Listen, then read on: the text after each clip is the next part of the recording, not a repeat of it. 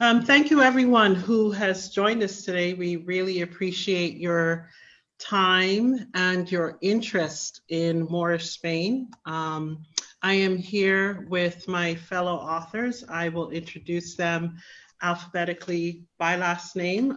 First, we have with us John Cressler. John, if you can wave as I introduce you.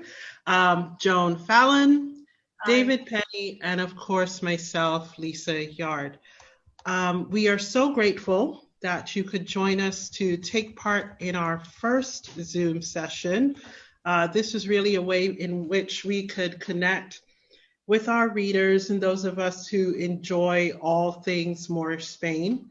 So again, thank you. I want to let you know that each of us will be giving away electronic copies of our novels to attendees at the end of the session. So please do stick around for that. And also, you are more than welcome to ask us any questions during this session. Feel free to type those questions out in the chat box. If you are not familiar with Zoom, take a look at the bottom of your screen where you see the word more, and it's preceded by 3 dots. Click there, and that's where you'll find the chat. I wanted to talk just a little bit about Al-Andalus Authors itself. We formed this group because we found ourselves as authors who not only love all things Moorish Spain, we write about. Our novels are largely set within Moorish Spain, and in general, they cover a particular period of that time. We even have some overlap in between what we write. And when I connected the 4 of us, we talked about what we envisioned we would like to do with our books. Initially, we were hoping that we would have some cross-pollination where if perhaps someone liked a Joan Fallon novel and were very interested in Moorish Spain, they could find out, oh, David Penny and John Cressler and Lisa Yarde also write about Moorish Spain and get all their fill of Moorish Spain in as well. But what we've also found too is that there is just a genuine love in all of us of this particular period in history. I frankly defy anyone to tell me that it's not as interesting as the Tudor period in history. It's got its dynastic troubles. It's got lots and lots of military history for military buffs. It's quite a fascinating, about 700-year period in Spain's history. So when we formed the group, we initially did a Facebook page, and we also provide quarterly newsletters to our readers. Beginning in January this coming year, Joan will be providing our first newsletter. If you would like to sign up for that newsletter, I will be posting links at the very end of our session to our Facebook page, and also a link to access the quarterly newsletter. Now we're going to get started with each of the authors introducing themselves and telling you all a bit about what they write and what they do. So first we're going to get started with John. John, take it away. Wonderful. So thanks for taking the time to come and visit with us. And certainly this is a topic that we all care greatly about. So I hope in this terrible time of pandemic that you and your families are safe. We're certainly all enduring a lot of pain. So it gives me great pleasure always being with fellow authors, particularly authors that share a love for something that I do. So being on the center stage with Joan and David and Lisa is a great honor for me.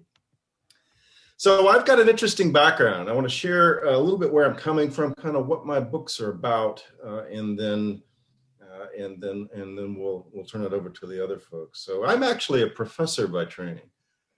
I'm a professor of electrical engineering at Georgia Tech in Atlanta in the States. And that might seem strange to you that I would also be a historical novelist. Everybody that I meet thinks the same thing, but I will tell you that while I started my career as a writer in nonfiction, I've actually published 5 nonfiction books. My love for entire life has actually been in fiction. and historical fiction more specifically. So I've always loved history. I've loved fiction. I wanted to combine those. And so when I finished my fifth book, which was a nonfiction for general audiences, I decided to switch gears and live my dream and write about fiction. So I knew I wanted to do a historical novel, potentially a series of historical books, and began, as many people do, I think, by doing web sifting to kind of see the setting of time and place where I wanted to do that. And I remember like it was yesterday, stumbling upon 10th century Cordoba and what was happening in Muslim Spain at the height of its golden age, and being totally blown away by that history. Probably if you're from Europe, you may be better educated in that period. Most Americans, I think, are not. And it certainly, while I'm pretty educated, was a great revelation to me. And so I very quickly settled on setting a series of historical novels set in medieval Muslim Spain at some of the key time periods within that history, that 800-year history. And I'll get to that in 1 second. So I've been writing fiction now part-time for about 10 years. I've published 3 novels. I'm about 3/4 of the way through my 4th, which is in the series that's called Anthems of Al-Andalus. And so I'm loving that. My books actually are fairly lengthy. I would call them epic in sweep and scope. They are actually love stories, but I don't think of them as historical romance. I think of them as historical novels with a strong thread of romance in them, right? Because the history is first, the romance and all of its lessons is second. So these are love stories. They are epic and sweep.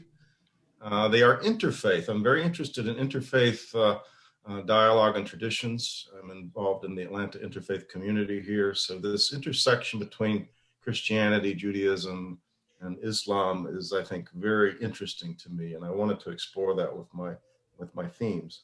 So my books have a lot of politics, the gore of battle in the medieval period, betrayal, nuance, religion, all bookended by the topic of love, typically a forbidden love of one sort or another that threads through my novels. So the first novel actually that I wrote is Emeralds of the Alhambra, and I fell in love after Cordoba. My first love became the Alhambra Palace. I've been there many times now. I spent a lot of time in that palace, and as I thought about setting a love story, I can think of no more romantic place in the world to be than the Alhambra by full moon and all the intrigue that wraps around that. So I started there and set that in the height of the Castilian Civil War, the 1367 to 69, when Pedro the Cruel and the Trastamara family are duking it out over control of Castile. And the Muslims actually at that time under Muhammad V are fighting on the side of the Christians against other Christians, which was fascinating. So that's novel number 1. If you've read any of this period, you will know the name Maria Menocal. She was a Yale professor. She wrote the book Ornament of the World. And being a fellow professor, I wrote her an email telling her what I intended to do. And she loved the idea, but chased that with the thought that I should set my second novel at the height of the Golden Age and trace the rise and fall of Ibn Abi Amir, al-Mansur. And so my second novel, Shadows in the Shining City, is set in Madinat al-Zahra, just outside Cordoba, at the height of the Golden Age in the 10th century. And I talk about the rise and fall of that civilization at the hands of a single person, really. So that's kind of neat. In the first one, so I didn't mention, in Emeralds, the love story is between the daughter of Ibn al-Khatib, the famous polymath, and his daughter, and a captured Briton knight, Shandon. In the second one, it's the daughter of Ibn Abi Amir, Rayana, and the love relationship with one of the freed slaves of that period. And then my last one, I came back. So for the second one was a prequel, so to speak, to Emeralds. And then I came back in Fortune's Lament, and I wanted to tell the story of the final collapse of the kingdom. So it begins in the late 1480s and traces all the way through the final collapse in 1492 and beyond.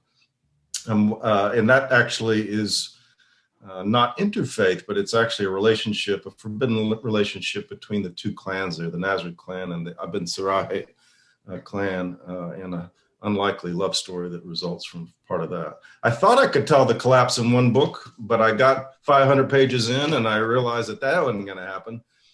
So I'm presently working on Merchants of Iniquity, which is the sequel to Fortune's Lament, and that will carry me up through the final collapse. I'm right at the cusp of the Great Siege of Malaga, and having a ball with it, about 300 pages in.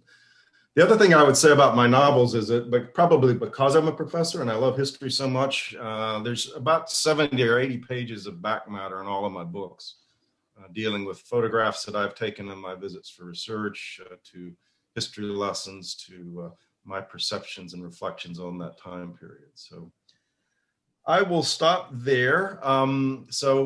This series will probably end with Merchants of Iniquity, these 4 novels together, but they make a great read if you're into a couple of things.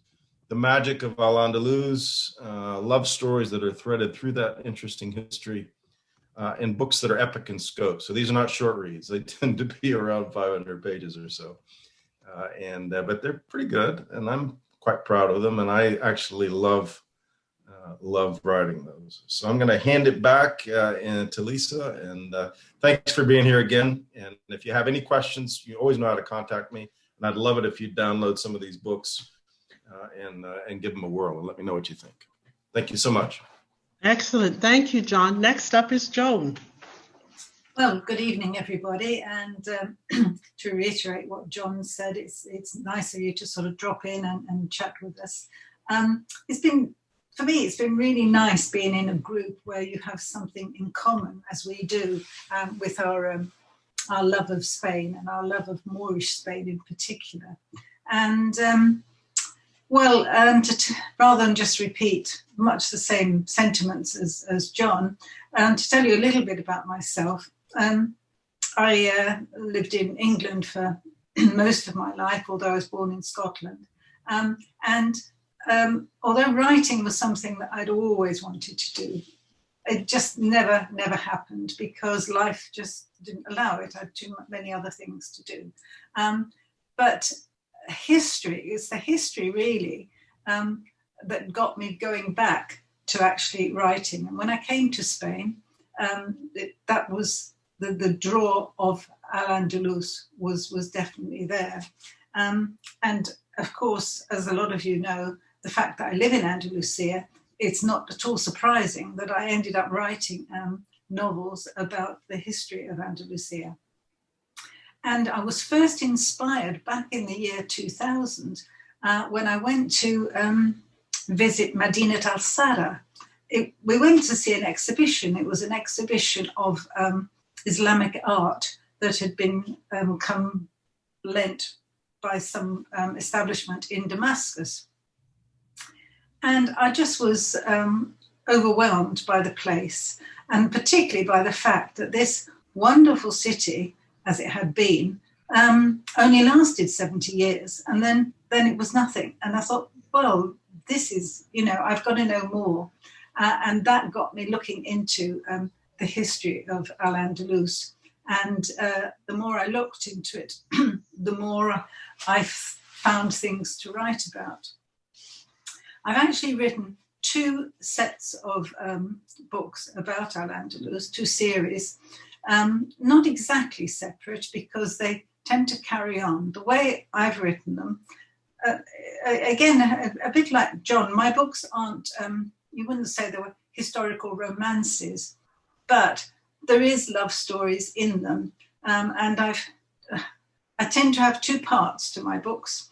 One is the historical side, the dynasty, what's happening with the caliph and all his family and everything. And then running through it, there's a family, an ordinary family of artisans who, in the first book, which was called The Shining City and was inspired by Madinat al-Sada, the father is there because he's contributing to the construction of this particular city. And through all 6 books, this family, obviously getting older, some dying, young ones are growing up, new children and what have you, go through the whole series. The first series was called the Al-Andalus Trilogy, and that's all set in Cordoba, and that's really all I was thinking about doing to start with. The first one, as I say, was inspired by Medina al-Sara, but that was the time when Al-Rahman III, who was a very exceptional caliph, ruler of the country, he was instrumental in making it peaceful, prosperous, and the cultural centre of the world, really, of the Western world. Of course, being human, he died. And so by the time we get to book 2, the Rahman III has died. His son has also died, and his son was very much in the same ilk as he was, very interested in building up the libraries and building up the culture, welcoming visiting professors and that to Cordoba. Well, by book 2, the ruler was now an 11-year-old boy, the grandson of Al-Rahman III.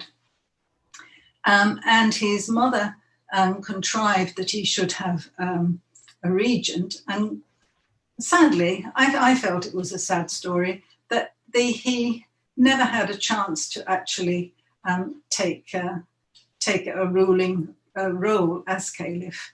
And this carries on into that book's called The Eye of the Falcon. And that comes from the relationship between one of the family of the boy in the family who is works for the falconer, and he and the young caliph have a relationship. But by the time we get to book 3, we find that things are changing dramatically in Cordoba. Things are going bad. I've called the book The Ring of Flames because the caliphate is now falling apart. It did have a strong ruler in Rahman al-Mansur, but he didn't live forever. And when his sons took over, everything fell apart. And so by the end of book 3, we are sadly seeing the end of Cordoba. The siege of Cordoba from 1011 to 1013 was devastating for the city. People starved, there was disease, there were floods, and in the end, the Berber soldiers took over, and it was the fall of the city and the beginning of the end for the Umayyad dynasty. So, what happened to the family? Well, they managed to escape. I won't tell you how because it will spoil the ending for you. And then I thought, well, that's it. I'm not going to write any more of these. But then I thought, well, I live in Malaga. Malaga is a very important and was a very important port during this period of Moorish history. So why don't I start a new series and follow on? So the family who'd escaped, part of them, the young man who's now a middle-aged apothecary, he moves to Malaga and brings some of his family with him. And we're now into a period where when I first read it, I thought, my goodness, how can I make any sense of what's going on here? That was absolutely tumultuous. Rulers lasted perhaps a year, perhaps 6 months, perhaps 2 months. They were constantly changing. But there was enough in it that I felt, this is a period that's going to make good historical fiction, because you had rulers who sent the legitimate heirs off into exile. You had another ruler who locked up his brother because he was paranoid about being overthrown. He then killed his brother-in-law, and in turn he was killed by his wife. All these things, you think you could make them up, but they actually happened. And so it was lovely to actually take them in and make stories from them. And at the same time, the country had all broken up. Instead of being one united country, all under a single ruler, powerful and peaceful, it had broken up into a number of tiny taifas. And then they all little principalities, they were actually. And then what happened was that some of the taifas, like Seville, for example, became so powerful by swallowing up all the smaller ones. So Malaga not only had all its inner conflict with its royal family, but it also had pressure from the other taifas. And then, of course, it had the Christians in the north who had their eye on Moorish Spain's gold all the time and were wanting to move down and take over where they could. So all sorts of things were going on. And I just found that it was a really, really interesting period. It took a lot of picking and organizing with the historical details, but the stories were there and they were just wonderful to put together. And the family, and the other thing about writing about Malaga was that it's a port. And so suddenly I had a whole different area of Moorish life to explore, because it was the seafaring area, the shipbuilding, the pirates, the merchants, the closeness to Ceuta and places like this. So it was all a new area, and yet it was the same. I was sort of carrying on with this same family and the same historical period, really, because when I moved my family to Malaga, it was only 20 years since the fall of Cordoba. So, in fact, unlike some of my colleagues, my series on Malaga really fits into quite a short period of time. I think the first book in Al-Andalus series starts in about 940, and the last one in this series ends about 940. Yes, so it ends in about 1020. So we're not talking about an awful long period, really. So that's really all I can tell you about my books at the moment, except that I do write other sorts of historical fiction, and but it just seems so nice to be able to write about it when you're living there and you can actually go out and visit these places. And this is where I do have an advantage over my colleagues, that I can actually think, well, I'll just go and visit Cordoba and see what it was like and try and imagine it. So anyway, I've rather went on a long time there, I'm sorry. I just wanted to tell you, Joan, I definitely, and I'll bet John as well, we are incredibly jealous of the fact that you can pick up and take a car, take a bus, whatever have you, and go visit these sites. Okay, next up is David. Hi. And I should say good morning, good afternoon, good evening, good night, because goodness knows where people are coming from. The time differences confuse the four of us, certainly, so it's probably confusing you as well. So I'm David Penny. I've always been a writer with a slight hiatus of 40 years in the middle, when I became a software developer and ran a software company. I was published at the age of 24 with that book, which is science fiction, which at the time is all I ever wrote. And I had 4 novels out, as well as lots of short stories and various other bits of work all over the place in America and UK. And then I had the 4 books out, got married, gave up writing, and came back to it only about 8 years ago. When I started again, I'd stopped reading science fiction, and so I was looking for something to write. And unlike the rest of us really. I'm no historian. I had no interest in historical facts.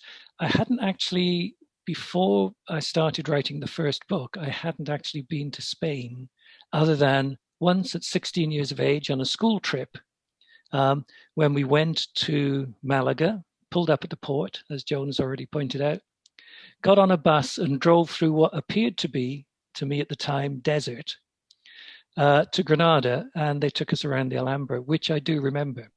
I remember Alhambra, and the only other thing I remember about Granada is that at 16 years of age, they let us go into pubs and buy beer. So for us, it was a perfect sort of holiday, a schoolboy holiday. And then about 8 years ago, we were sitting at home, and for no particular, I have no idea what raised it. The family were here, my 2 kids, my wife and I. And I said, do you know, nobody's ever written a good murder mystery detective novel set in Moorish Spain. And they just turned around and looked at me like I'd gone crazy, which I probably had. But the idea stuck with me. And as I thought more about it, I decided that my series of novels would run from, as Joan said, hers a fairly condensed time period. Mine is even less, it's 10 years. And they run from 1482 to 1492. And the reason for that is that is the last 10 years of Moorish Spain, when Castile was doing everything it could to expel the Moors from Andalusia. So the first book I wrote was The Red Hill, which came out in, I believe, 2014, and I might be wrong on that, but something like that. And I had this idea in my head. I already knew what the final scene of the final book would be, and I had no idea what anything else in between the beginning and the end. So I kind of worked it out. The end of the book was always going to be about Columbus, historically recorded. How much the facts are, I don't know. Columbus arriving at the gates of Granada on January the 5th, after the city fell to Castile on January the 2nd, 1492, going to Queen Isabel and asking her for the funds so that he could travel across the Atlantic to, as he believed, find a new route to the Indies. And she told him to get lost. And he walked as far as the gate and then thought, no, I'm going to go back. And in my own head, that was always my primary character, Thomas Barrington, who would meet him at the gate and grab him by the shoulder and say, no, come with me. I will tell her that she's got to give you the money. And so that's how the book was always planned to end. And that book it never did become the 10th, but it has become the 9th in the series, A Tear for the Dead, which came out a couple of months ago. So I've now written 9 books in the series. And for anybody who knows the series, a lot of my readers are pulling their hair out along with me because they think the series is now finished, but it hasn't. My characters, Thomas Barrington, Jorge, all of the rest of the ragtag group around them are going to come back to England, Tudor England, as John mentioned, in company with Catherine of Aragon, who travels to England to marry Prince Arthur, who was Henry VIII's, as would be Henry Tudor's elder brother. I don't think I'm giving away anything in the next book I'm going to write to tell you that he died, leaving Catherine a widow, and who subsequently, several years later, married Henry VIII. So my characters are returning to Tudor England with all of their Moorish habits, such as, for instance, this. I'm wearing this, which is a tagelmust, which my character Thomas Barrington wears throughout the entire series. I've just got it thrown around my neck because it's 12 foot long. It's supposed to go around my head and over my face and everywhere, but I have no idea how to tie it, so I've just worn it like this. But I thought I'd have to wear it for this session. So I have a 9-book series. When I first started it, I had no idea at all about Moorish Spain. As I said, I'd been once at 16. I thought the Granada was very pretty. I thought Alhambra was very pretty, but that was about it. So my wife and I traveled out to Spain and pretty much instantly fell in love with it. We went to Granada, spent a week there, went to Sevilla and Cordoba, and got to know the country a little bit. And then I came back and thought, I'm going to write these books, but I need to do some research. So I went up to Manchester. My daughter got me a reader's card for the big library there. And I went in, and for 4 days I sat down, and they brought me these huge ancient 16th century books, and like a rosary bead that you lay across the pages so your fingers don't touch them. And I gave them lists and found some others, and I took copious notes. And then I discovered that, and I can't find it, it's here somewhere, that I came back and I was typing into Google, and I discovered that you can buy all of these books from Amazon in facsimile copies. So I bought all of those, and Washington Irving's Tales of Granada and everything else, and did the research. It took about 2 years, and then I started the first book, which, as I said, begins 10 years before the fall of Granada. And as the series progresses, we see the fall of Ronda, the fall of Malaga, which was probably the worst siege that ever happened during that particular period. And then obviously, finally, the fall of Granada. There were some years when there weren't many battles, so I have skipped a couple of years, which is hence why there's only 9 books instead of 10. I've done a prequel, which again is set in England with my main character before he went to Spain. I have several ideas jotted down about sequels to the series. I wanted to make the 10th book about Thomas and the eunuch Jorge, going to Cadiz to make sure that Columbus did leave without ripping off the Spanish crown. But my wife persuaded me it didn't really fit in, so I'm not going to do that now. So there's 9 books in the series. If you like, the first book is currently free everywhere, on every platform you can get it. So if you fancy no cost introduction to see if you like it or not, you can download it from Amazon and Apple and Kobo and Google Play and everywhere else. The 10th book will appear about a year from now, and I have to admit to turning to the dark side, and I'm now writing something more contemporary, which is a World War II paranormal spy thriller, which is you either love it or hate the idea. And I'm just hoping that enough people might love it. And I will not put too many of my currently loyal readers off from going in that direction. So thank you very much. Thank you very much, David. So lastly, again, I am Lisa Yarde. And for those of you that do not know me, I have written a 6-part series set in Moorish Spain that covers 3 centuries, from the 13th to the 15th, from effectively maybe about 30 years after the dynasty begins in 1232 until its ending in 1492. So the 6 books cover that series. And my interest in Moorish Spain started back when I was in college. I should mention that while I was born in Barbados, where I live now and am heavily perspiring, I lived in New York for 33 years and went to Stony Brook University. And while I was there, my very first semester, I did a religious studies course that introduced me to the concept of an Islamic presence in Europe. I had never heard of such a thing in my life. So I was very, very fascinated and went off to the school's library to pick up this book, which at the time became my Bible. This is L.P. Harvey's Islamic Spain. So I thought, that was very fascinating and interesting. I'd love to know a bit more about that. So let me just read up on it and stuff. Why did I do that?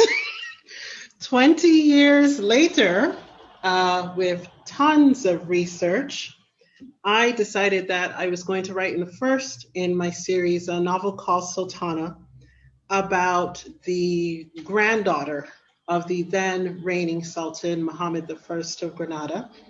And she was a very fascinating figure for me because through her marriage to her cousin, effectively a civil war occurred between the ruling family and another family who they had shared power with at the beginning of Muhammad's ascent. So I wrote that book and I thought I was done. And then Sultana was received so well, people kept asking me, so are you going to tell more about Fatima's story? And I said, no, of course not. I'm done. I'm just writing one book. But then I realized I had had so much material that, of course, I needed to write the next book. And then I told one of the attendees, Muhammad, that I brought show and tell. This is all show and tell. So then I found this, the Alhambra, by a very wonderful professor who has since died, Antonio Fernandez Fuertes, who was the general director at the Alhambra for several years until his death in 2016. And that became my Bible. That introduced me to not only Fatima's extended family, but also her descendants, one of whom became Sultan in his grandfather's stead, which was a very fascinating story, which I will not give out that information here. Read the book, Sultana's Legacy, if you want to know how that happens. And I thought I was done, but just like the mafia, the books kept bringing me back in. So then I wrote Sultana, the next book, Two Sisters, which covered the lives of two slave women who entered the harem as Fatima's grandson, Yusuf, began his reign, and they became his wives and the mother of his children. So there was that book. And then, of course, his son had a very fascinating reign, so I had to write about that. So it kept going on and on and on, and here we are 6 books later. What I find so fascinating about this particular family and this particular period is that, as I mentioned at the start of this talk, Moorish Spain is to me just as fascinating as Tudor England with all of its intrigue. And you find so much intrigue within this particular family. Like Joan, I did not have to invent sons killing their fathers and sisters and brothers intriguing to overthrow another brother. It was all there in the history. I did not have to invent a wife who practically hated her husband so much that she organized a coup against him towards the end of that dynasty. That history was all there. I just had to research the details and write about it. And I think what makes that so fascinating is that for most people who are not history buffs, and clearly by my research, I am a history buff. Most people who are not huge history buffs and whatever will tell you, well, I don't like history and I don't read historical fiction because I find it quite boring. And I always think to myself, boy, are you reading the wrong kind of history, because if you read about Moorish Spain, you would not find any aspect of it boring at all. Because I couldn't stay away from the period, I have also contributed to an anthology that is set around the time of book 3 of my series. So it's set in the 1340s to the 1360s, and it covers when Spain was ravaged by the Black Death. For those of you that are aware, the Black Death claimed millions of people across Europe, and it ravaged Spain just like everywhere else. And that short story is in an anthology called We All Fall Down. The story is called The Heretic. It looks at the life of one of John's characters, Ibn al-Khatib, the doctor in Palamath, who wrote an interesting treatise on the approaches and treatment of the plague that actually ended up causing his death. He was branded a heretic for the things that he wrote in that treatise. And I never quite understood why it was that his words were considered so revolutionary that even his own master, Muhammad V, would have turned on him at the end. But then I realized once I got a copy of his actual treatise that what he prescribed was the idea that had not been really promulgated that around that time, which was the idea of contagion and isolation, that when there is a contagious disease, you should effectively isolate yourself from it. There was very much a belief, I apologize for the ice cream truck going by. There was very much a belief at the time among Orthodox Muslims in Moorish Spain that whatever fate had fallen upon you, that was the fate that you were intended to accept. The idea behind Islam is the concept that you submit before God. So in his treatise, when Ibn al-Khatib advised, no, you shouldn't actually try to stay in places where plagues, where he effectively set out the course for his doom. And because I am a glutton for punishment and I can't get enough of Moorish Spain, I will actually be going back with a companion book, and I say companion book, to my series because it doesn't effectively belong to the set of characters that I've written about in the past. And typically, my characters in the books have been the members of the royal family, so I've drawn upon those historical figures to people my novels with. But this one that I'm working on for about 2 or 3 years from now is called Sultana the Anarchy. And this will be about a very tumultuous period for 90 years in which about 9 to 10 different sultans ruled. I'm actually doing the research for that book now. You would think I'd had enough of research after 20 years, but effectively what's happened in that time since I first started writing was that historians have been much more clear about who was ruling at the time, who was related to who overthrew who, and then was back in for however many weeks, months, or years that might have been. So now I feel as though I can effectively write about that. So readers of the Sultana series, look for another book coming that is related to that series. And that's it for me. I wanted to actually, before we get into discussion, I wanted to answer the chat questions that have come up. And any one of you, Joan, John, David, you're welcome to answer any of these questions as you would like. So Muhammad asked us, is there any bibliography that you 4 authors maintain on historical Al-Andalus? Can it be shared? So I'll take a shot and then let the others as well. So Muhammad, it's great to know that you were at the TI talk I did on science and religion. That's awesome. I think it's probably true for all of us. I've got about, I'm looking in my office here, about 8 feet worth of books that I have read and devoured over Moorish Spain. But I would say in all 3 of my novels, in the substantive back matter, I put the bibliography specifically used for that novel and indicate with some comments which I found the most helpful there. So there's ample reading material in each of mine in terms of what books I have focused on for that particular thing. And there's some standard ones. The O.P. Harvey is the go-to for history, and but there's a lot of good ones out there, and some of those are written for general audiences. Some of those are more specific. But I certainly can point you to those in the back matter. And I don't think we keep a joint bibliography, but I'm sure we're all probably discovering many of the same books. Yeah.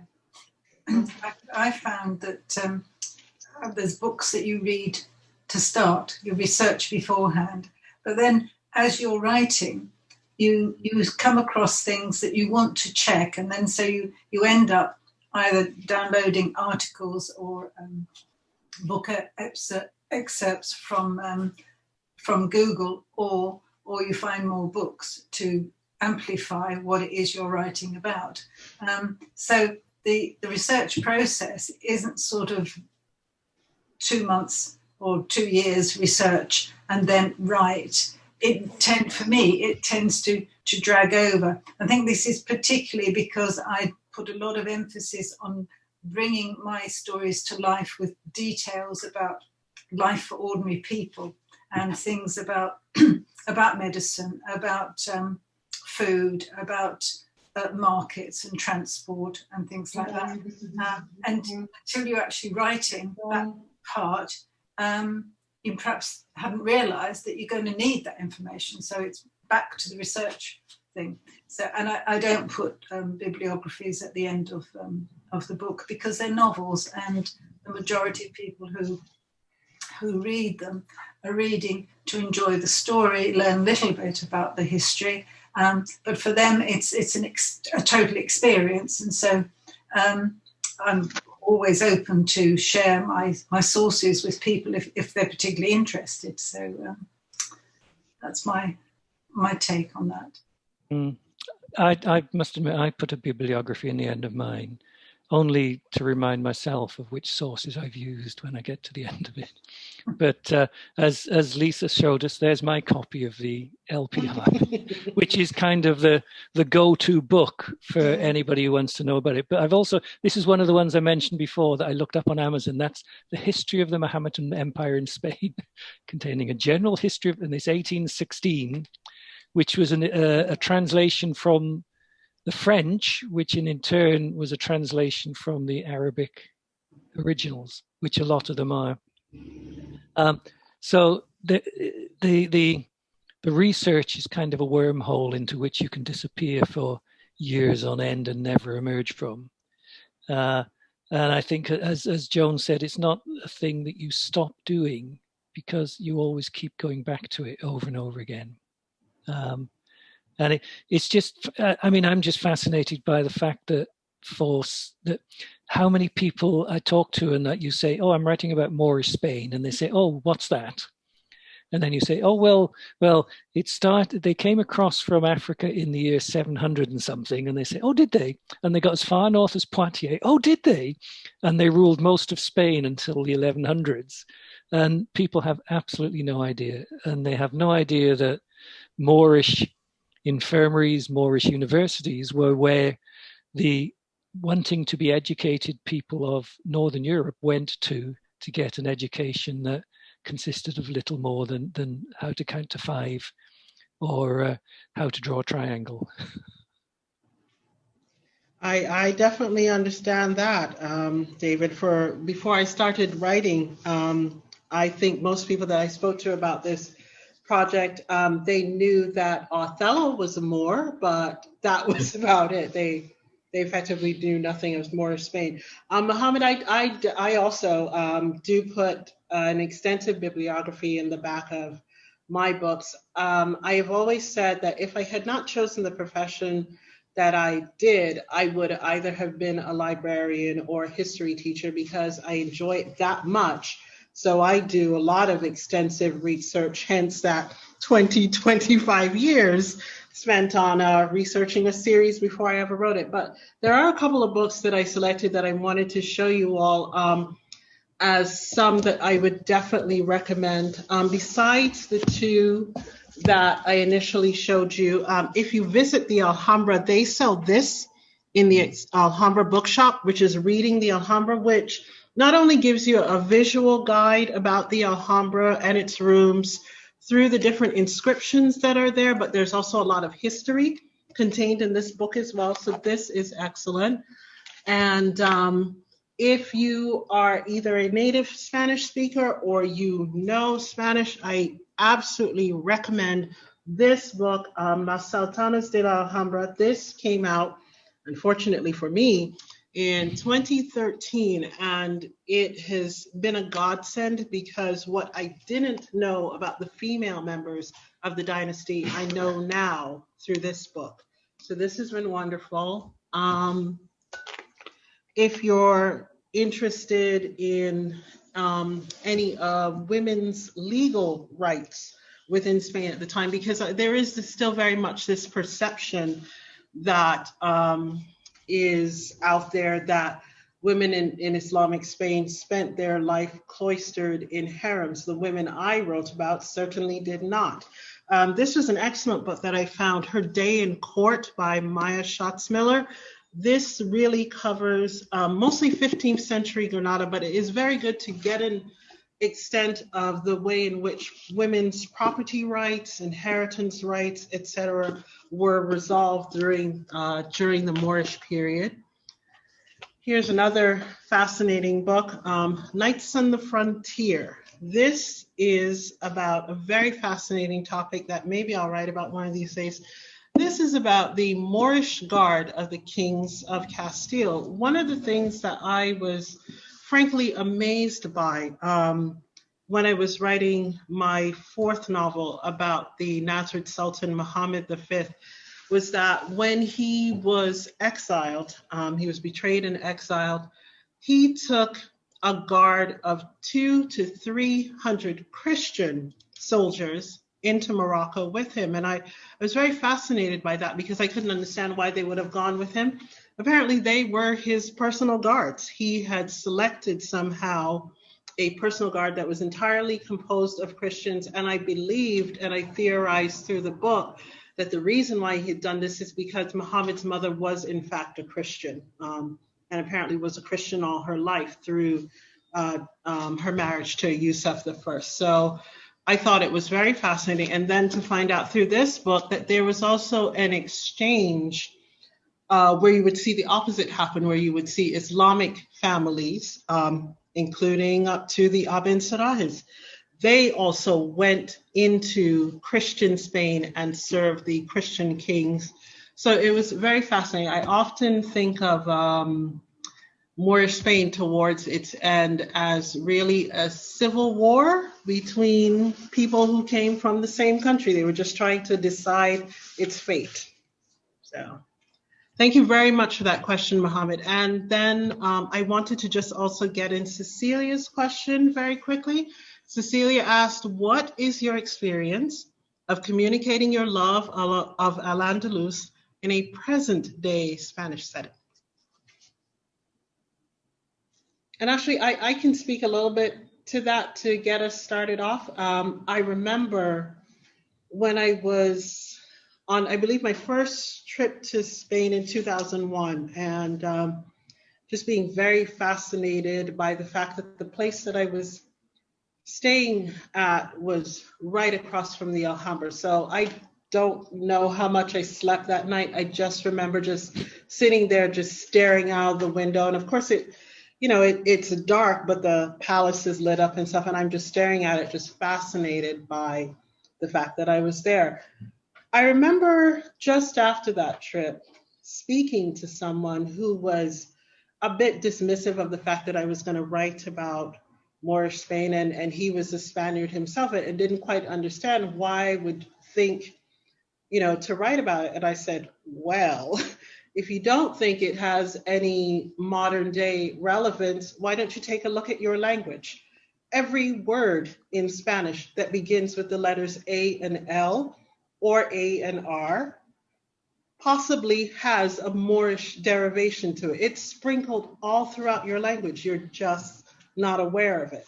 The culture and the history, even to a certain extent, the religious practices are very much, there's a heritage that has come down to modern day Spain that even if they tried to escape it, they couldn't because it is saturated in their culture. I do say of Moorish Spain that yes, it officially died in 1492, but the remnants of it beyond the physical structures that we can see of Alhambra Palace or Seville or Toledo, wherever have you, they're still very much in Spanish culture. So I do believe that they are very relevant today. Yeah, I Anyone agree. else? One thing I neglected to mention, which will make John and Lisa jealous, is that about 4 years ago, we were spending so much time going to and from Spain, that we actually went on the television show, which Joan will recognize, called A Place in the Sun. And we bought a house in Spain. And that's how I met Joan for the first time. So we go out for lunch quite often, several times a year. And we used to, yeah, when we could, we escaped from Spain the day they locked it down, sort of driving it mad to get through the border. And we got to the border, and there was not a soul in sight, so we could have left it. But I think, and when we first went out to this house in March, whenever it was, 2016. We were standing on the hillside, and my wife said, "You realize, because where the house is on the hillside, and there's a huge bowl." And she said, "You do realize that it's a mile across to there, but we can hear every word those two guys are speaking as they trim their olive trees." And that actually appeared in the novel. So unless you actually visit a place and you walk it and you do everything else, you never do get that sense of place that you can communicate to your readers. And what I took a liberty in the book, in The Fall of Malaga, because my research showed me, or indicated, that Isabel and Ferdinand probably stayed near to a town called Rio Gordo, which is 5 kilometers from our house. And so I actually had my main character, Thomas Berrington, go past our front door just because I could insert him into that, because our house was probably there as a sort of shepherd's hut, even that far back. Some of them do go back like that. So, like I say, unless you're actually there, you don't get that same sense of place, which is why I know both John and Lisa have been to Spain and have walked that ground, because you must, particularly the Alhambra, yes. It blows everybody away who's ever been there. Yeah, I would completely echo what David says. I think for each of my novels, I've spent extended periods on nominally vacation, but typically I leave my wife at home because I'm immersing myself in research. They're research trips, John. They're never vacation. Yeah. Tax deductible. But seeing the sight lines and the sounds and the smells are just essential to good writing, I think. And I found, particularly as I went to research for The Final Collapse and doing Fortune's Lament, hitting some of the historical small towns that are around the vicinity of Granada, and that are actually can be hard to find. Like Alhama is actually wasn't so easy to get to. I drove from Malaga up there on my way to Granada to stop there, and there's not a whole lot left there, but it was a beautiful place to see. In Muklan and all the the towns and our surroundings there, you can see the wisp of that history, if you would, sort of breathing across the land there. So I've done the same thing, and I think it's I never tire of being in Spain, and that's a beautiful thing. One other thing I wanted to share: when I finished Shadows in the Shining City, set in Cordoba at the Golden Age, I actually came across a professor at the university there who found out what I was doing writing-wise, and she invited me over and crafted a mini symposium around the Golden Age, and brought in several professors. And my Spanish, sad to say, is fairly weak, so she translated all of my stuff for me, and so I was able to present in person to people that are wasn't just actually writers of that era, but actually poets and historians that had gotten together to share this love of the Golden Age and all that had been found. So that was kind of a highlight for me, and met some of the local folks there that were fascinating in their love of things. But Cordoba, it's a funny place to visit, and I've been there many times now, because it's such a small, intimate town, and yet in its golden age, it was this enormous jewel of the world, and kind of reconciling those two things. And actually, I spent an entire day out at the original palace, right, which is only very, very small amount of excavation there to look at its history. And kind of sitting there and looking at the sight lines and imagining what that palace looked like in its heyday was actually a dream come true, actually. So it was a beautiful thing. So Yeah, Spain is a neat place, and once you start to immerse yourself in this history of Moorish Spain, you see its influence everywhere you look in Spain, or at least I do. And it's almost, and you could see how it's easily missed, but it's all there. And even the ambiance and feel of the alleys and streets and the old quarters of cities, right? It's all a part of that. And of course, the great irony, and then I'll stop. The great irony is looking out, as David described, at the desert of a lot of Andalusia today, and recognizing in the Vegas around these big cities, these were paradises of production and irrigation and orchards, and just something that's very hard to visualize today unless you can read that history. Yeah. Yeah, well, and of course, when the Moors came, I mean, it was like paradise for them, because it was a very fertile, well, it still is a very fertile country. But I think, there's things about the Moors are around us all the time.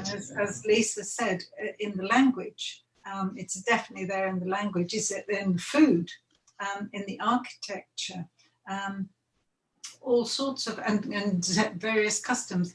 It permeates Spain, southern Spain anyway. But I'm not sure that all Spaniards would agree with me. They don't seem to see it like we do and appreciate it for what it is. So I agree. When we first moved down to Spain, into the house, which we're not full time in, we went for Spanish lessons, which I'm still rubbish at. I'm probably about a quarter as good as you, John, so don't worry. And we had a really nice, really great Spanish tutor called Enka. And we were talking about Moorish Spain, and I was sort of saying, oh, how fabulous it is in Andalusia and Malaga and everywhere around. And I said the Alhambra is a jewel in Spanish architecture. And he said, oh, no, we have lots of very nice castles further north, And I think what Joan said is right, that the Spanish have to, because Castile defeated Al-Andalus, it's like the victors write history, and the victors define what society will become, and they write their own futures. And so, I mean, Anglo-Saxon England disappeared to a large extent after the Norman conquest. And so it happens all the time. And the Spanish do not, some do, but the majority of Spanish people don't really appreciate the history that they are standing on, particularly in Andalusia. It's actually always struck me as quite an irony that when the Spanish conquered a Muslim city, they did their best always to drop a cathedral right in the middle of their most cherished place, right? But you've been to Cordoba Cathedral, haven't you, John? And it hasn't worked at all. What were they thinking, right? But it was kind of interesting just to share. A few years ago, I was in Mexico. And in the New World, when the conquistadores took over in the New World, they did a very similar thing, actually, in dropping these cathedrals in the heart of these, local civilizations' most prized possessions, right? To kind of, I think of it as kind of sticking a thumb in the eye of the people you've conquered, right? I think that's always been right through history. You'll find that, even in England, you'll have a church, and when you go back into the site, it turns out it was a sort of a pagan meeting place, or it's almost as though in order to enforce what they have achieved by conquering these people, they are going to put their faith on top and build it on top, or in the case of the mosque, inside it. So yeah, I will always say. Sorry, go ahead, David. What I was going to say is the thing we have to remember is that the war between Castile and Al-Andalus was primarily a religious war, as much as it was a war for territory.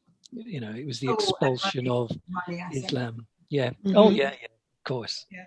Yeah. I have always said, as much as I do despise the character of Queen Isabella because of the horrible things that she did or allowed to be done through the Inquisition. I absolutely credit her for saving the Alhambra so that I can see it today. It was Napoleon who was questioning whether or not he and his troops should blow it up, but at least Isabella left much of the Alhambra as we see it today, as it is now. It's very fascinating to me that when she died, she also chose to be buried in Granada, of all places. She chose to have her final resting place there. I wanted to ask the group as we continue our discussion, why was it particularly important for you to choose, not in particular just Moorish Spain, but the particular characters and the settings that you chose for your novels? Why was that important to you? Well, I think, as I said, I was inspired by Medina Telsara, but once I started reading about it, I just loved that period, the Golden Age, because it was a complete surprise to me.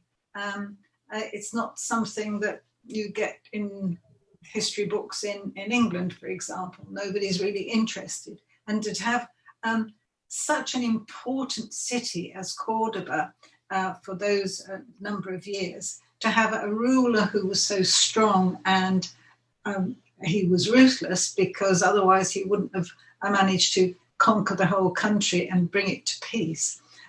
Those sort of things I thought were very important. But at the same time, you look at the royalty, the dynasties, and you want to know what makes them tick. And this is where the fun of writing historical fiction comes in, because you know that he was born on such and such a date and he had so many battles and did this and that. But what was he thinking, and what was he feeling, and what were the people around him doing? And so but to start with that, it's so much nicer to have a strong character and a particular period in history that you just feel an affinity for. And I mean, the things that I'm very much, my other sort of writing tends to be a lot of women's fiction and all about women in facing challenges and things like that. And so the fact that women had so much freedom and in Moorish Spain in the 10th and 11th centuries, it did drop off, but towards the end of the 11th century. But you'll know more about what happened, from what you've researched. But things like that, the fact that that medicine and science was so far ahead. I mean, they were doing things in the 10th century that then got completely forgotten until, I don't know, probably the 19th century. It was just incredible. And that's what really grabbed me, the fact that there was like a little gem that I just suddenly discovered, and I wanted to know more about it. And I think, well, your question was significance, wasn't it? Yes. So yes. How important was it? Yeah, and how important is it for me, or how important is it for readers? Because I've told you how important it is for me.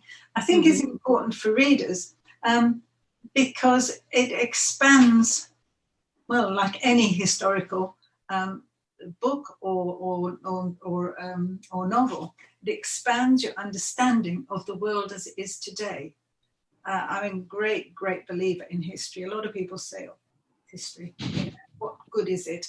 But my goodness, history is more relevant today than ever, because the convivencia, for example, you've written a lot about this, John, that existed in the 10th century in Moorish Spain, is something that you just don't see, and that's got great relevance for today.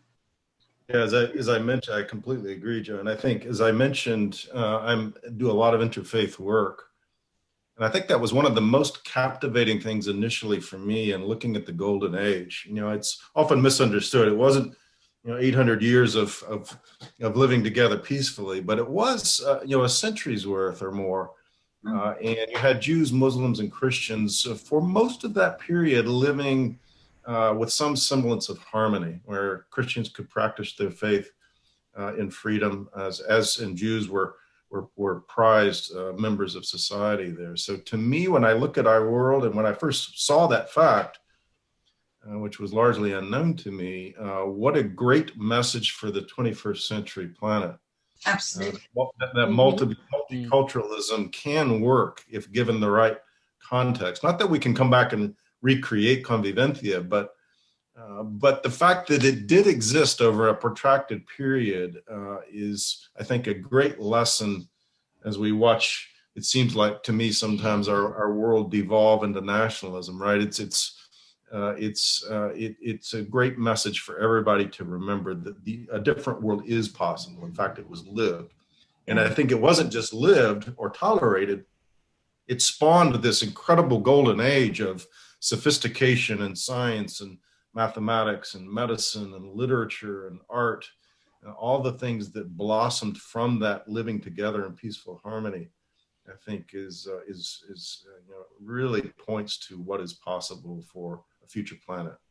I mean, I might be naive in that regard, but I believe it is possible, actually. Naivety is preferable to cynicism, John. Absolutely, absolutely. Yes, my daughter was used to come home from school and she said, "Dad, what is this history all about? It's just one thing after another." Yeah, that's life. That's one way to definitely describe it. The question I asked you all is actually a nice segue into the next question that we've been asked. This is from Kath. She wants to know, to what extent, if at all, are your fictional protagonists or characters influenced by actual historical figures? I know who Kath is, and so I can tell her that my protagonist is not at all influenced by any historical person. He is 100% entirely fictitious, as are most of the characters who relate to him, other than this harks back a bit to the previous question. If you're writing historical fiction, you have to almost make a decision how to stitch together the history and the fiction. And is the fiction going to be the main bit or the history going to be the main bit, and so on. And so you have to include real historical figures. So the sultans between 1482 and 92 all appear. Isabel and Ferdinand make major appearances in my books, particularly towards the latter part of the series. But my whole purpose of writing the books initially was it was going to be Sherlock Holmes and Watson in Moorish Spain solving murders. And so I sent an Englishman out there who trained in Malaga infirmary to be the best surgeon in Spain. He converted a young Spanish captive boy into a eunuch, and then they became sort of friends, but with a slight undercurrent because of what he did to him. And most of those people and a lot of the people around the major events are fictional in my case. I'm not sure how much that is so in some of your books. I suspect less so than they are in mine. Yeah, for myself, actually, I would say mine are more centered in historical figures. Probably about a third to a half tend to be historical, but my protagonists are always fictional, right? But closely connected. So I think in the first one, my Briton protagonist, the male knight, is based loosely on the character of John Chandos, who was actually a real person who ends up inheriting an estate in Brittany and then fighting against with the Spanish against the Moors at some point, and he gets captured. His love interest actually is the daughter of Ibn al-Khatib. We knew he had a daughter, but know nothing about her. And similar for my other stories, actually. So they are closely connected, but generally invented to wrap loosely around the available history. And I think, kind of as Joe alluded to earlier, and we've had some conversations ourselves about this, a lot of this history is not that well understood. And that actually, as a writer, is a beautiful gift, because it allows you to paint pictures in between the few facts that we know. Joan and I have written novels. It's set on almost identical time periods, and we had an extremely different take on that history, which I find absolutely endearing of what noveling is about and what makes it so fun, right? So yes, you join history, but in very creative ways. And I actually do something which I've not seen people do, but I felt strongly about. In the back matter of my book, I always tell people where I bent the history. And where I've not, right? And so I call it the fact versus fiction, and I always point those things out, because sometimes in the interest of drama you have to bend facts, right? If you're going to make a compelling story, and but I like readers to know where I've done that particularly. So another writer I read said history proceeds exceedingly slow for fiction. Yeah, absolutely. Well, the thing is, people, if they want to study the history in detail, then they buy the sort of books that we've gone through research. People read novels to relax and enjoy. But I do a similar thing to you, John, in that I always list my characters as the real ones and then the fictitious characters, because I don't often base my fictitious characters on anybody. I did in the last book. I had a mercenary come into it towards the end, and I based him on the life of El Cid, which was perhaps about 30 years too soon, but I thought I'll do a little poetic license there and base him on El Cid. You have to be careful with real characters. I placed one in the Siege of Malaga, and he was an English royalty, English noble, and he was the son of the wife of Henry VI, and I got him as the son of the wife of Henry VII, and I got all sorts of crap from readers saying, this is totally wrong, it's ruined the book for me. And I wish to God I'd actually made him a made-up character. Yeah, that's right. Yes, that's always the risk.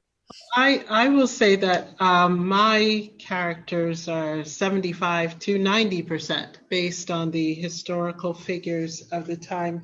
When you do 20 years of research and immerse yourself in certain historical figures, you can develop a pretty good background on them. There's a pretty good bibliography of information from primary sources that, if you're lucky enough, and I was, that you can get your hands on.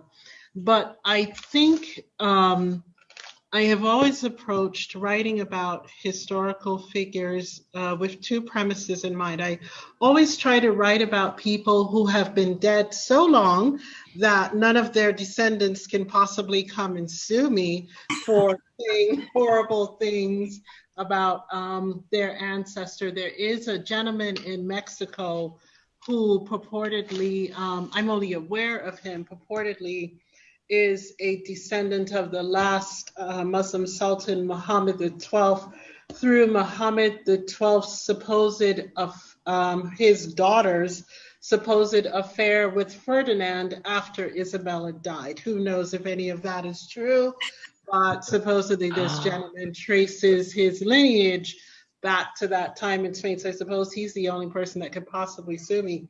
But also, I'm very aware that when I'm writing that I'm putting words into the mouths of people who never spoke that way. I was absolutely mortified to find out, this was many years after I'd written the second book, Sultana's Legacy, that my heroine, I had written her as someone who had actually opposed her full blood brother's claim to the throne because he murdered their father in favor of her half brother, who is from a relationship with a Christian woman. Years later, not only do I find that I absolutely got that entirely wrong, Fatima totally supported her blood brother's claim to the throne, but also too, I found out so much more information about her that led me to realize that she was possibly a much more devious person than I had tried to portray her on the page. I had made her, at her basic, she was very calculating, but no, this was apparently a very conniving woman. So I was so sad and disappointed to find out that she was probably not the character that I had portrayed at all. There's one instance where she sort of became the power behind the throne once her son was murdered, and then one of her elder grandsons. There was a lot of murdering in the Nazareth family, but she sort of becomes the power behind the throne. And for her eldest grandson, she apparently did not like one of his ministers and the influence that he had over her grandson. So when he would normally come to her every day to report on the happenings at court, she decided at one point to have her two of her servants murder him on her front porch. So that was sad to find out that she was a bit more devious than I expected. So it's something, though, I think we are all conscious of when we are writing about a potential historical figure, that we're attributing behaviors to people that may have never happened. And because I'm so aware of the Braveheart effect, and for those of you who watch Braveheart, you know exactly what I mean, that Queen Isabel, the she-wolf, was only 5 when Braveheart happened. No, she was not, having an affair with him, and he is not the father of Edward III. But what I do is that I totally own up to everything that I have either gotten wrong or I have bent facts in my stories. I totally own up to it on a section of my website that I keep updated. I've still updated it this year with new information that I've discovered about the characters. I think as long as you take the approach of a writer where you're writing about things that are entirely plausible as having happened, as long as you don't say, this is the absolute gospel truth and I will defend that to my grave, I think you're fine to bend history a little bit and own up to the fact that you did. Yeah, that's actually the way I exactly write, and that is I always am after a plausibility criterion, meaning if I know point A and point B in history and the characters that I think I know well, what might have happened there to explain their actions, right? Yeah. And we don't know one way or the other, but it's kind of, that's again, to me, part of the joy of creating historical fiction is that process itself. Yeah. Yeah, I think you have to look round the person, round the situation to make a scene. For example, a lot of the wives of the caliph were kidnapped Christians and who arrived sort of in his harem at a very young age. Well, what happened to them before? Well, you can find out what life was like and then create a story, a backstory for them that is perfectly plausible, as long as you do the research to see these things did happen, and these people did live in this way. Yeah, absolutely. Absolutely. David, did you want to add anything to that? No, I don't think so. No, I had a say earlier on, so I think that's fine. Okay, great. And I also want to know, because I mentioned the future sort of companion book that I'm writing for my series. Can you share with us a little bit more details about what your future plans are to, even if your series is possibly concluded, what are your future plans, if any, to write about Moorish Spain, so our readers can be on the lookout for that? I can go actually of kind of where I've been thinking, and that is I'm planning to end my series with Merchants of Iniquity, with the fall of Granada.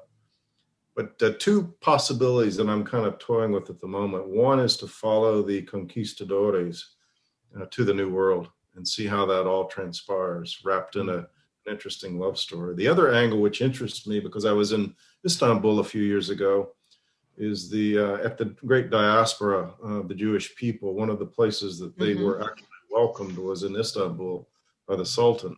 And so I've actually seen a lot of those places, and I went to it's called the 1,000-Year-Old Jewish Museum in Istanbul. So I think either of those two areas are actually very fruitful. Maybe a little bit tougher to travel to Turkey right now, but certainly to Mexico and other places is not.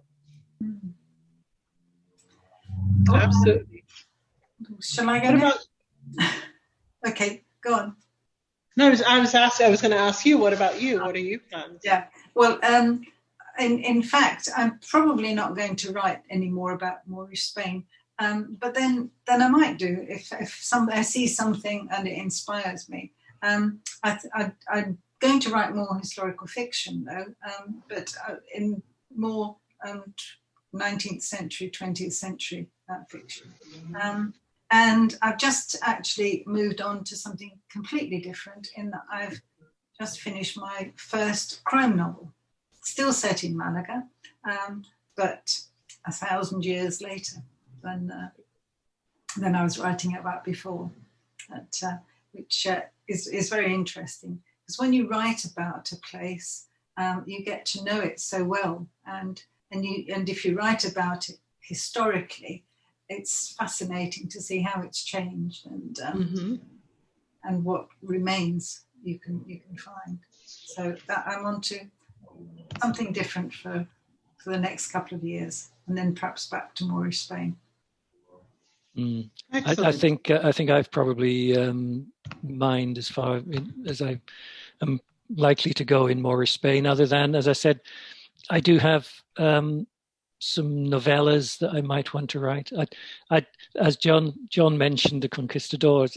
I almost sent my character Thomas off on one of the subsequent voyages to Mexico, just to have him introduced to some of the civilizations there. Maybe you could take your character and he can meet one of my characters. Hey, that's an idea, yeah. Yeah, exactly. Isn't that one of the lovely things about being a novelist, is that you have power over these people? You do. Exactly. Yeah. They're probably these little avatars floating around saying, "Oh God, what is he going to do with me next?" So I'm not going to abandon Moorish Spain completely, but there will be no more novels there as far as I know at the moment. That's not to say there never will be, but right now the series will continue, but it will continue in Tudor England rather than Moorish Spain. Excellent. Now, I know that we had discussed at the beginning, and for those who are still with us, each of us are offering giveaways of our novels. So I am going to post first John's link to his giveaway. And John, if you could tell our attendees about how they access that.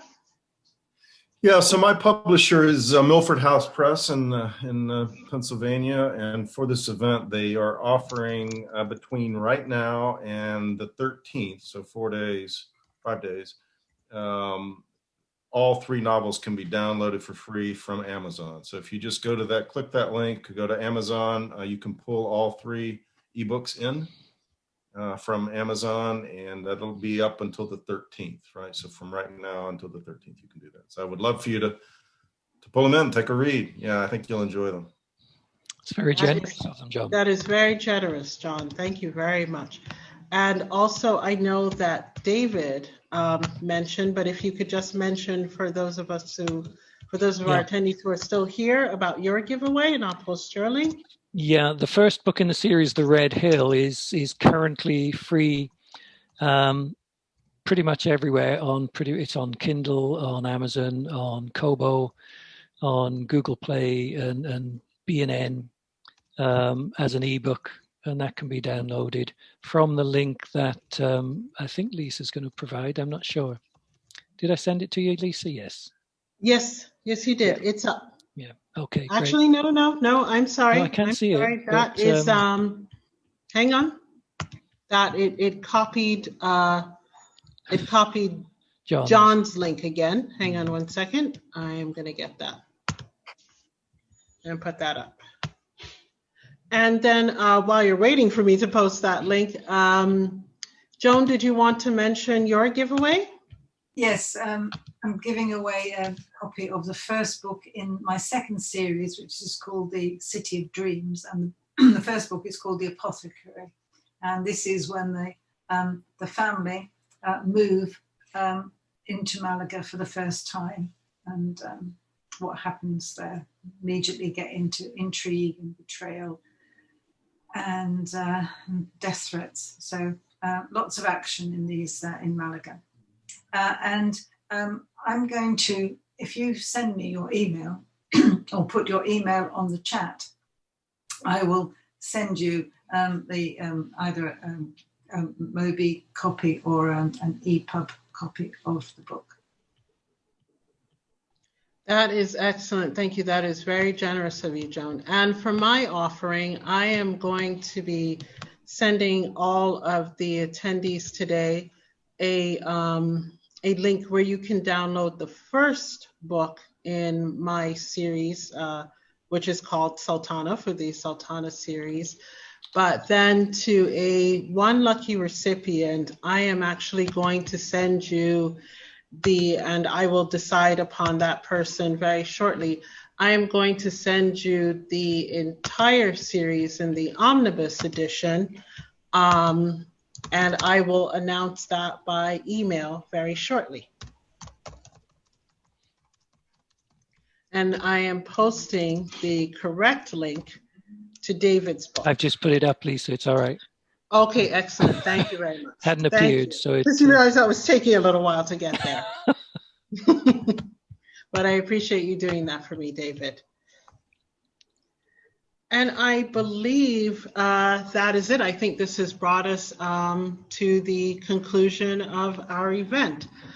So for those of you who were able to join us and stay with us to this point, please be sure to click those links to get your copies of John and David's novels. And Joan and I will be following up with others individually about receiving our books.